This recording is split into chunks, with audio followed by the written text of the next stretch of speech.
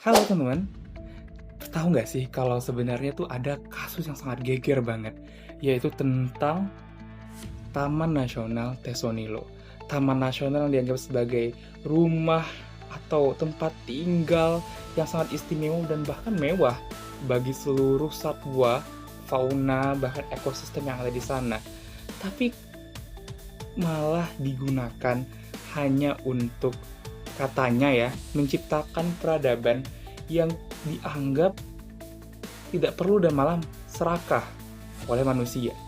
Jadi pertanyaannya, apakah itu adil untuk mereka? Baik itu manusianya maupun hewannya?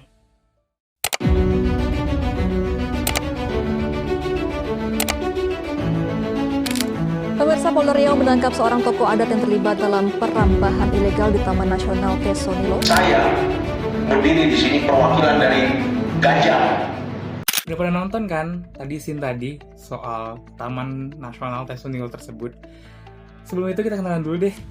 Assalamualaikum warahmatullahi wabarakatuh. Shalom, Om Swastiastu, Namo Buddhaya, salam kebajikan, dan salam sejahtera untuk kita semua. Kenalin, nama saya Muhammad Rimbal Parsiswaya. Saya merupakan mahasiswa Fakultas Hukum Universitas Muhammadiyah Riau. Dan untuk video ini merupakan video proyek yang lumayan besar, yaitu proyek mata kuliah Legal Opini yang dimana dibimbing oleh Bapak Indra Fatwa, SHMH. Sebelumnya saya mengucapkan terima kasih banyak kepada Bapak untuk dapat menjadi pembimbing sekaligus memberikan amanah kepada saya untuk mengerjakan tugas tersebut, sehingga saya malah bakal belajar mengenai tema yang akan diangkat serta tentang soft skill dan hard skill yang akan saya latih di sini. Malah punya impact yang cukup banyak gitu. Terima kasih Bapak.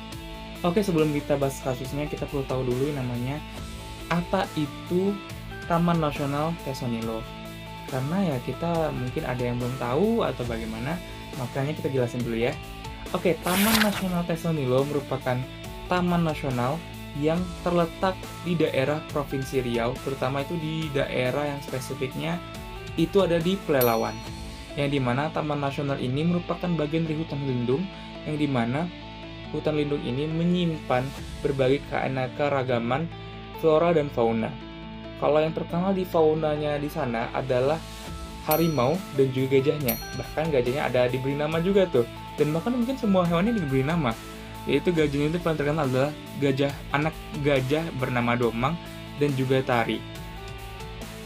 Nah, pada hal tersebut, Taman Nasional Tesonilo juga dianggap sebagai paru-paru dunia atau penghasil oksigen yang cukup banyak, bahkan memiliki peran yang sangat penting di daerah Provinsi Riau karena merupakan taman atau merupakan hutan lindung yang cukup asri. Kita udah kenal soal Taman Nasional Tesonilo secara singkat ya. Terus juga pastinya kita harus kenal juga nih sama yang namanya kasusnya, karena kasusnya ini yang penting. Kasusnya ini yang buat geger, yang buat Taman Nasional Tesonilo tuh viral, tapi bukan sesuatu yang bagus gitu, malah jatuhnya merusak. Yaitu tentang kasus penggusuran dan pengalihfungsian daerah Taman Nasional Tesonilo itu menjadi peradaban manusia gitu jatuhnya. Jadi kayak istilah peradaban manusia gitu. Yang dimana berawal dari penggusuran sekitar 69.000 hektar dari lahan Taman Nasional Tesonilo itu. Yang awalnya itu 81.000 hektar dari Taman Nasional Tesonilo itu, jadi sekarang tinggal 12.000 hektar loh. Kayak kurangnya banyak banget, dan itu tuh meraup banyak banget. Dan pengalihfungsiannya itu malah untuk sesuatu yang dianggap komersil atau dianggap untuk masyarakat. Misalnya untuk kebun sawit, dan itu pun ilegal. Dan untuk perambahan liar juga. Perambahan itu apa sih? Perambahan itu ya pengalihfungsian tadi menjadi sesuatu untuk masyarakat, seperti pemukiman, terus juga sekolah, terus juga tempat ibadah dan lain-lain gitu yang berhubungan sama masyarakat. Nah, masalahnya itu tuh kita sudah tahu bahwa sesungguhnya ketika kita berbicara mengenai hutan lindung dan juga taman nasional ya, itu hal yang sama sebenarnya. Itu adalah sesuatu yang tidak diperbolehkan, karena yang namanya hutan lindung dan taman nasional itu nggak bisa dimanfaatkan dengan asal-asalan, apalagi jika udah dialihfungsikan gitu. Ditambah lagi caranya pun ilegal, yaitu dengan menggunakan KTP palsu dan juga menggunakan SKT bodong serta menggunakan surat tanah yang palsu juga, yang juga tercatat dalam Taman Nasional Tesonilo tersebut. Akibatnya apa? Ya tentu saja tak terjadilah yang namanya konflik antara manusia dan hewan, yang dimana itu sebenarnya itu adalah ulah manusia yang serakah, tapi malah hewan yang kena. Hewan yang sebenarnya rumah di situ, dia merasa rumahnya di situ, ya udah, tiba-tiba kaget ketemu yang namanya pemukiman, tiba-tiba ketemu yang namanya sekolah, yang dimana itu awalnya nggak ada tempat mereka, akhirnya masuk dan secara nggak sengaja gitu masuk ke dalam pemukiman tersebut atau daerah masyarakat tersebut, hingga akhirnya terjadilah yang namanya konflik, ya kan. Nah, masalahnya pun itu udah jadi kayak tempat masyarakat untuk bahasanya itu menaruh nasib atau tinggal di sana, sampai ada aliran listriknya loh. Dan di sini juga perlu dikonfirmasi bahwa sesungguhnya yang ada di sana merupakan penghuni dari daerah yang dianggap bukan daerah Pelalawan sendiri. Jadi itu bukan pendatang lah jatuhnya dari masyarakat tersebut. Tentunya jika dipikir secara mendalam, ini akan merugikan bagian dari hewan-hewan tersebut, karena ya ini akan mengancam kepunahan mereka, terutama yang dimangkari atau yang dikonservasikan itu merupakan hewan-hewan yang hampir punah, alias hewan-hewan yang langka seperti harimau dan juga gajah, dan juga ada hewan-hewan lainnya yang emang dipergunakan untuk dapat melindungi mereka gitu, tapi malah dipergunakan untuk untuk keserakahannya manusia, untuk katanya menciptakan peradaban mereka. Padahal ya itu hutan lindung, nggak bisa asal buat seperti itu. Tentunya ini sangat melanggar undang-undang, terutama pada Undang-Undang Nomor 32 Tahun 2024 tentang perubahan atas Undang-Undang Nomor 5 Tahun 1990 tentang konservasi sumber daya alam dan ekosistem hayati, yang dimana undang-undang itu khususnya pada pasal 40B ayat 1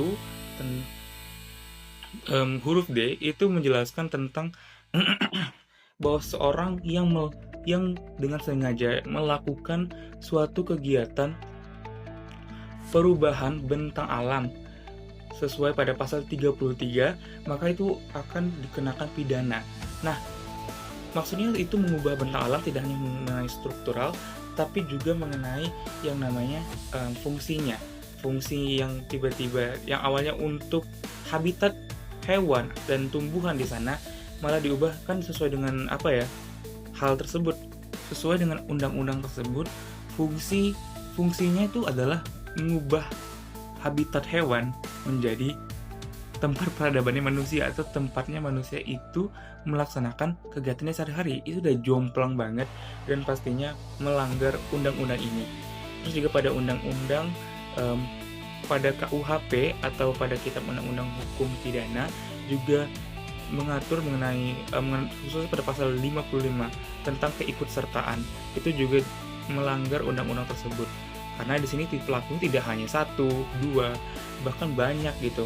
Makanya keikutsertaan itu sangat penting perannya dalam undang-undang KUHP tersebut, yang dimana di sini tidak hanya mengganggu atau melanggar atau yang dilanggar oleh pihak-pihak tertentu saja. Ada yang membeli tanah, ada juga yang membuat surat seperti KTP dan juga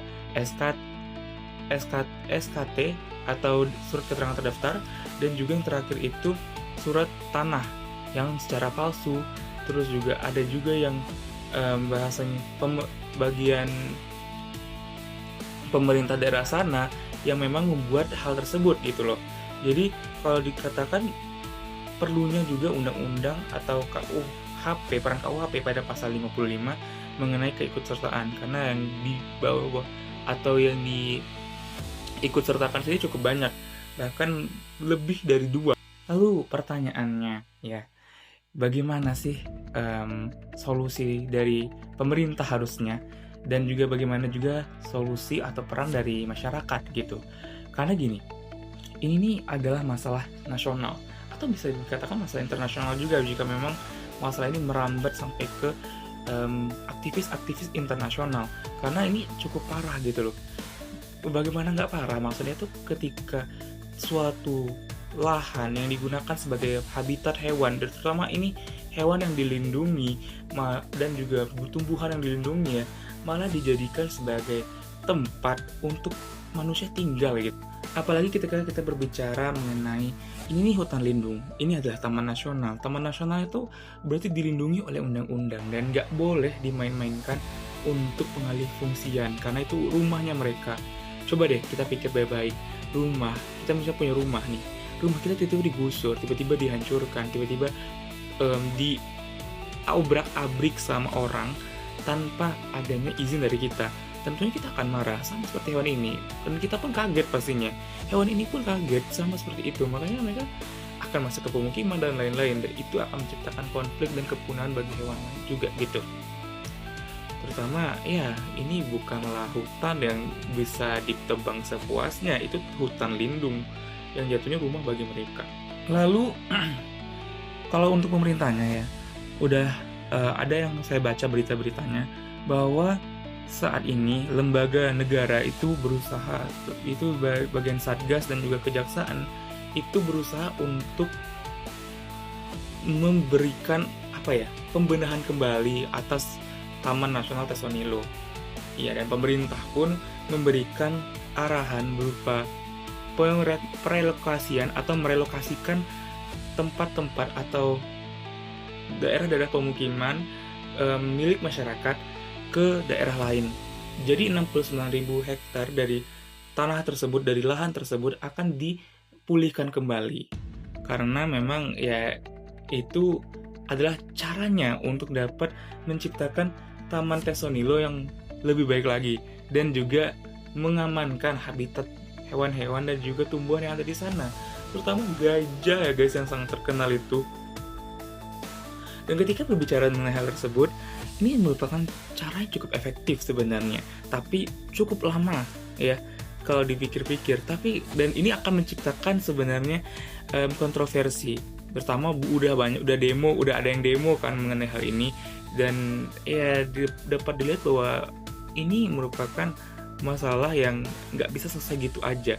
Tapi ini cara yang ya salah satunya cara sebenarnya yang sangat efektif, yang dimana masyarakat tidak terlantar dan juga tanah lahan itu pun tidak kena.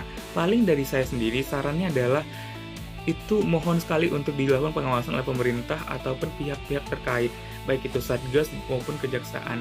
Karena yang kadang-kadang tuh gini, pemerintah dan juga yang namanya putusan itu akan sering berubah, dan putusan juga bakal mempengaruhi berbagai aspek, dan itu akan mempengaruhi eksekusinya juga gitu loh.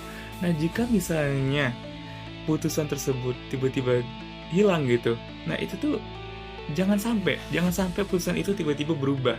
Jadi ya diharapkan sih kepada seluruh orang yang atau pihak-pihak yang terlibat dalam hal ini untuk dapat matang sekali mengeksekusinya atau matang sekali melakukannya, terutama dalam perelokasian masyarakat ya oleh pemerintah yang sesuai dengan hak-hak kemanusiaan. Karena di sini nih yang melakukannya tuh bukanlah seluruh masyarakat yang ada di sana, tapi juga oknum ya, itu hanya oknum yang melakukannya gitu, yang memasukkannya, yang melakukan pembuatan sawit ilegal, terus juga yang membuat pemukiman, yang mengizinkan pemukiman gitu. Soal yang membuat pemukiman, pertanyaannya apakah mereka tahu? Kadang-kadang ada yang enggak gitu loh. Oleh karena itu nggak bisa semuanya dihukum atas perbuatan tersebut. Oleh karena itu perlokasian itu sangat bagus. Tapi jangan seperti tahun-tahun sebelumnya, karena ya Tesonilo itu bukanlah kejadian itu bukan dari hari ini saja. Sebenarnya bukan kejadian yang baru. Justru kejadian itu sudah lama, dan bahkan dari tahun kemarin pun masih ada gitu loh. Oleh karena itu ya tolong banget nih buat kali ini pemerintah harus lebih matang lagi, harus lebih eksekusi banget, dan juga harus melaksanakan dengan sungguh-sungguh mengenai program ini, mengenai pemulihan akan lahannya Tesonilo yang sudah diambil untuk bagian-bagian untuk sawit. Terutama sawit ini kalau untuk sawit sih udah dari berita sih dari kasih waktu 3 bulan ya, dan itu bagus sih sebenarnya. Dan untuk pemukiman ada baiknya direlokasikan saja, karena emang itu udah cocok sih. Soal lahan Tesonilo, lahan Taman Nasional Tesonilo itu merupakan hasil dari korupsi juga dan pembiaran. Nah, sebenarnya ini juga harus dibenahi sama pemerintah ya, dan juga hukum kita, yaitu tentang pengawasan akan korupsi dan kesalahgunaan wewenang. Dan juga kita tidak bisa membiarkan sih sebenarnya. Pemerintah ini juga harus tegas dan juga memberikan pengawasan bagi tidak hanya pada Taman Nasional Tesonilo, tapi juga mengenai taman nasional lain atau hutan-hutan lindung lain, agar tidak terjadi hal yang serupa, agar hal atas dasar ketidaktahuan tiba-tiba lahan taman nasional atau lahan hutan lindung itu dipergunakan untuk sebagai komersil tidak terjadi lagi gitu. Karena ya ini sebenarnya juga terjadi atas pembiaran dari pemerintah dan juga sebenarnya dari masyarakat. Nah, di masyarakat akan kita bahas setelah ini. Untuk masyarakat sendiri, ini adalah sesuatu yang kita memang nggak bisa memutuskan, tapi kita punya upaya untuk dapat mendukung apa yang ingin dicegah dari kasus tersebut. Itu yang pertama udah pasti, kita nggak boleh cuek, kita nggak boleh hanya peduli, oh ya sudah pemerintah sudah mengurusnya, ya sudah gitu. Nggak. Kita juga harus memperhatikan apakah tindakan ini, apakah mengenai Taman Nasional Tesonilo ini benar-benar dijalankan programnya atau dijalankan pelaksanaannya atau eksekusinya. Kita jangan sampai lengah, karena gini, kadang-kadang itu bisa berubah aja gitu loh, namanya juga Indonesia kan, bisa aja berubah putusannya. Oleh karena itu kita harus peka juga, kita harus sadar, kita harus memperhatikan dengan sungguh-sungguh apa yang sudah pemerintah lakukan dengan program ini, agar dan juga memperhatikan ya guys, memperhatikan apa yang akan terjadi nantinya. Karena gini, memang yang namanya hukum itu diputuskan oleh yang berwenang, tapi hukum juga dapat didukung oleh gerakannya masyarakat. Kalau kita berbicara mengenai hal ini, udah pasti kita juga punya andil dalam pergerakan hukum tersebut, yaitu mendukungnya sehingga hukum itu dapat bergerak dengan adil. Oleh karena itu adalah yang namanya demo, adalah yang namanya berbicara di media sosial, vokal di media sosial. Gunakan forum itu, gunakan hal itu untuk dapat memperbaiki dan juga melindungi lahan Tesonilo agar habitat hewan dan juga tumbuhan tidak terganggu lagi. Karena kadang-kadang kita yang diam atau menjadi silent majority, atau kita merasa yang udah cukup gitu, itu nggak bisa dipegang lagi, karena ya kalau kita cuek nanti bakal berubah gitu. Jangan sampai itu berubah. Nah, ini juga penting. Ini seperti lebih ke moral sebenarnya sih untuk masyarakat dan juga pemerintah, yaitu janganlah bersikap serakah gitu loh. Jangan sampai tanah yang dianggap sebagai tempat berlindungnya hewan dan juga tumbuhan malah diambil juga gitu. Kita lah, negara Indonesia itu merupakan negara yang sekarang mulai sempit karena emang udah banyak daerah-daerah industrial gitu. Tapi jangan sampai hutan lindung pun jadi korbannya gitu. Maksudnya itu layaknya kota bagi para hewan dan juga tumbuhan, jangan diambil juga. Dan ini juga merupakan bagian yang kita tuh perlu banget untuk peduli. Dan dalam artian ya, ini untuk masa depan yang akan datang, untuk anak cucu kita yang nantinya menikmati keanekaragaman hayati dan non-hayati itu. Jangan sampai semuanya diambil dan dibabat juga. Apalagi ini dipergunakan hanya untuk kesenangan masyarakat atau kesenangan segelintir orang semata. Ya rugi banget dong. Lebih ke moralnya sih, untuk dapat peduli akan hutan dan juga hutan lindung keanekaragaman hayati, dan juga prinsip-prinsip kemanusiaan. Baik teman-teman, sekiranya sekian untuk video proyek legal opini yang telah saya buat mengenai dan membahas mengenai Taman Nasional Tesonilo. Untuk kesimpulannya, yang pertama sudah pasti mengenai bagaimana sih peran pemerintah harusnya dalam menanggapi hal tersebut. Yang pertama, ini perlu dipertegas lagi untuk pemerintah dan juga aparat-aparat untuk dapat mengeksekusi dengan matang mengenai pemulihan lahan Taman Nasional Tesonilo sehingga benar-benar dieksekusi dengan baik dan tidak terjadi seperti tahun-tahun sebelumnya yang malah kita jatuhnya mengulang-ulang. Dan juga peran pemerintah juga harus tegas dalam menganalisis dan juga memperhatikan apa yang terjadi pada tidak hanya Taman Nasional, tidak hanya pada Taman Nasional Tesonilo, tapi juga pada taman nasional lain, sehingga korupsi yang seperti ini dan penjualan ilegal akan lahan serta pembiaran tidak terjadi lagi. Lalu juga kepada masyarakat itu juga harus memberikan perhatian lebihnya terhadap Taman Nasional Tesonilo karena ini sedang geger-gegernya dan dibutuhkan peran masyarakat karena untuk dapat mengiring bahasanya itu mengiring kasus ini sehingga benar-benar dapat dieksekusi dengan pemerintah dengan sangat baik atau pihak berwenang juga. Karena sesuai dengan adagium yaitu fakta sunt potentiora verbis, bahwa fakta itu lebih kuat daripada kata-kata. Oleh karena itu, sebagai masyarakat kita harus terus mengiring dan juga memantau serta memandu eksekusi dari program atau kinerja ini sehingga benar-benar terjadi fakta dan bukan hanya kata-kata yang tertulis dalam headline dari berita ataupun kata-kata yang diucapkan secara langsung oleh pemerintah maupun pihak-pihak yang berwenang. Ditambah gunakan juga media sosialnya. Media sosial yang dipergunakan untuk dapat menyuarakan Taman Nasional Tesonilo ini sehingga ini tidak akan terjadi lagi. Serta untuk perbaikan moral kepada pemerintah dan juga masyarakat agar dapat tidak serakah dan juga memperhatikan unsur lingkungan dan juga habitat hewan dan tanaman atau tumbuhan yang ada di sana agar kita dapat hidup beriringan dan juga hal ini dapat dimanfaatkan juga dapat dilihat dengan mata anak cucu kita nanti di masa yang akan datang. Baik, saya Muhammad Rimal Parsiswaya dari Fakultas Hukum Universitas Muhammadiyah Riau, pamit undur diri. Saya akhirnya mengucapkan billahi fisabil haq, fastabiqul khairat, wassalamualaikum warahmatullahi wabarakatuh.